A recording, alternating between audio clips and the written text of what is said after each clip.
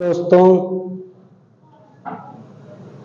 मैं हूं राजधानी कोचिंग सेंटर अशोक राजपथ पटना से आपका मित्र और सहयोगी शैलेंद्र।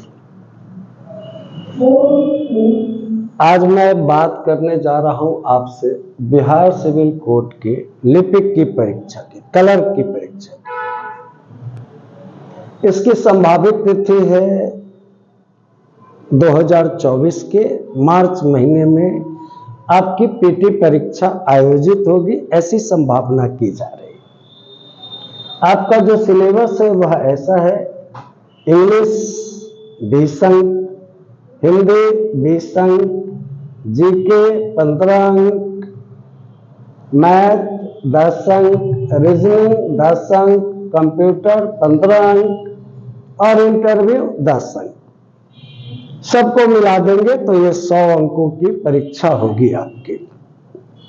पीटी में इन सभी विषयों के जो प्रारूप होंगे, इंग्लिश भी ऑब्जेक्टिव, हिंदी भी ऑब्जेक्टिव, जीके भी ऑब्जेक्टिव, मैथ्स भी ऑब्जेक्टिव, रीजनिंग भी ऑब्जेक्टिव और कंप्यूटर भी ऑब्जेक्टिव, ये पहली परीक्षा हम लोगों की होगी।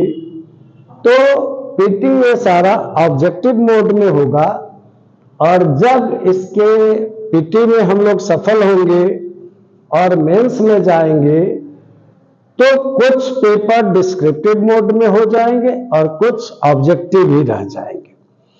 पहले मैं आपको बता दूं कि ये जितने भी विषय हैं, हमारे यहां कोई एक व्यक्ति नहीं पढ़ाएंगे, सबके सब स्पेशलिस्ट जो टीचर्स हैं, जो अपने अपने विषय के निष्णात हैं, एक्सपर्ट हैं, कुशल दक्ष लोग हैं, वो आपके साथ काम करेंगे और विश्वसनीयता के साथ करेंगे, आपको पढ़ाएंगे। तो English, Hindi, GK, maths, reasoning और कंप्यूटर के अलग अलग विशेषज्ञ शिक्षक आपको मिलेंगे। अब जब पीटी आपका निकल जाता है, अच्छी तरह से तैयारी करने पर, आपके परिश्रम से और हमारे सहयोग से, तब मेंस पर हम लोग आएंगे। तो मेंस में आप देखिए, इंग्लिश जो है वो डिस्क्रिप्टिव हो जाएगा 20 अंकों का, हिंदी भी डिस्क्रिप्टिव हो जाएगा 20 अंकों का, जीके भी मल्टीपल चॉइस में आपको नहीं मिलेंगे, मेंस में पीटी में मिलेंगे, सारे मल्टीपल चॉइस में मिलेंगे, लेकिन जीके भी मेंस में आपको मल्टीपल चॉइस में नहीं मिलेगा, बल्कि शब्दों में या वाक्यों में आपको उत्तर देने होंगे। बाकी इधर के जो 3 विषय है 35 अंक के, math 10 marks, reasoning 10 marks, computer 15 marks, ये सारे आपके मेंस में भी ऑब्जेक्टिव भी रह जाएंगे। अब मैं आपको यह सिलेबस का एक छोटा सा खाका देकर और तब अपने मूल विषय में मैं आता हूं, जिस विषय के लिए मैं आपके सहयोग के लिए तैयार हूं, वह है हिंदी। मैं आपको हिंदी पढ़ाऊंगा।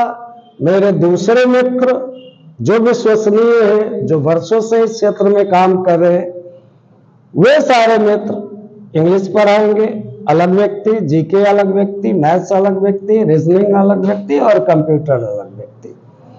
क्वालिटी से कोई समझौता हम नहीं करते और आपसे भी कहते हैं कि क्वालिटी से कोई समझौता आप भी नहीं करिए। पहले परख लीजिए, जांच लीजिए, देख लीजिए, मूल्यांकन कर लीजिए। उसके बाद स्लोगन्स मार्केट में भरे पड़े हैं, व्यवसाय मार्केट में भरा पड़ा है, और आज के जमाने में जो सबसे मुश्किल काम है वह यह है मित्रों कि किसी को अपनी बात का भरोसा दिला देना। जब आप सड़क पर ज्यादा नहीं 5,000 रुपये अपनी जेब में लेकर चलना, तुम्हारे अगल बगल जो लोग चलते रहेंगे, मैं भी उसमें हो सकता रहूं, तो तुम्हें लगेगा कि बगल में जो लोग चल रहे हैं ये जान गए हैं कि मेरे पास 5,000 रुपये हैं, ये मुझसे छीनने के लिए ही चल रहे हैं। कोई किसी पर भरोसा ही नहीं करता है और नहीं करता है, इसके भी कारण है, क्योंकि व्यवसाय बना दिया शिक्षा को लोगों ने। तो पेट हमारा भी है, रोटी हमारी भी चलती है, लेकिन नीयत से चलती है। तो आप एक बार राजधानी कोचिंग सेंटर टेस्टेड और ट्रस्टेड है, विद्यार्थी हमें चाहते हैं, हमारे यहाँ आते रहे, खचाखच हॉल भरता रहा है। तो आप उस तरह से अपना मन बना लीजिए। मैं आपको मजबूर नहीं कर रहा हूं, मैं आपको एक सहूलियत दे रहा हूं कि मेरे साथ पढ़ोगे तो मैं तुम्हें यकीन दिलाकर कह सकता हूं कि एक विश्वसनीयता लेकर आप जाओगे, और एक गुड बिहेवियर और एक गुड तुम्हारा जो है अप्रोच, वह एक सही ट्रैक पर आप जाओगे, और तब आप सफलता के करीब हो जाओगे। परिश्रम आप करते हो, सहयोग हम करते हैं। शिक्षक की जो भूमिका होती है वो मैं ईमानदारी से निभाऊंगा, आप अपनी भूमिका ईमानदारी से निभाइएगा। मुझे और ज्यादा बातें नहीं करनी है, मुझे हिंदी विषय पर बात करनी है कि जब पीटी में आपके हिंदी के जो मार्क्स आएंगे, प्रश्न आएंगे, आप सबसे ज्यादा व्यावहारिक व्याकरण को तवज्जो देंगे। आप ध्यान देंगे विलोम शब्द, पर्यायवाची शब्द, अनेक शब्दों के बदले एक शब्द, मुहावरे, युग्म शब्द, श्रुति सम भिन्नार्थक शब्द, इन चीजों पर आप ज्यादा ध्यान रखेंगे। जो थ्योरी है ग्रामर का, उस पर कम ध्यान रखें। हाँ, दो चार वाक्य शुद्धि वगैरह भी आप पढ़ लेंगे। हाँ, एक बात और ध्यान देने की है, जैसे चौथी की परीक्षा नहीं है कि कमल के 3 पर्यायवाची लिख दो, तो आप लिख दीजिए जलज नीरज पंकज। आपसे वो पूछेगा अम्भोज किसका पर्यायवाची है, आपसे वो पूछेगा तामरस किसका पर्यायवाची है। तो जब आप पढ़ेंगे तो पढ़ने के समय आपकी शैली ये होनी चाहिए कि एक बार, पहली बार जब आप रीडिंग लेंगे तो देखेंगे कि कौन सी चीजें इसमें मुझे आती है, उसको आप छोड़ देंगे। जो नहीं आती है उसको पेंसिल टिक करेंगे, किताब को गंदा नहीं करना चाहिए, पेंसिल टिक कर दीजिए और दोबारा रीडिंग लीजिए, तो उन चीजों को पढ़िए। और अगर आपको कठिनाई होती है तो फिर मैं आपके साथ तो यहां बैठा ही हुआ। अब जब डिस्क्रिप्टिव में जाएंगे हिंदी में, तो 4 चीजें आपसे पूछी जाएंगी। एक होगा निबंध, एक होगा पत्र, एक होगा संक्षेपण, और एक होगा गद्यांश आधारित उत्तर, जिसको आप कंप्रीहेंशन कहते हैं। तो ऐसे लेटर, प्रेसी और कंप्रीहेंशन, ये 4 चीजें इंग्लिश में भी होंगी, 4 चीजें हिंदी में भी होंगी। आपको जो सहूलियत होगी उस तरह से आप अपनी तैयारी करेंगे, और तब निबंध लेखन के बारे में कि किस तरह से निबंध लेखन करें, कैसे करें, निबंध लेखन की प्राथमिकताएं क्या हैं, किस तरह से हम किसी विषय पर आसानी से निबंध लिख सकते हैं, इस पर बात होगी।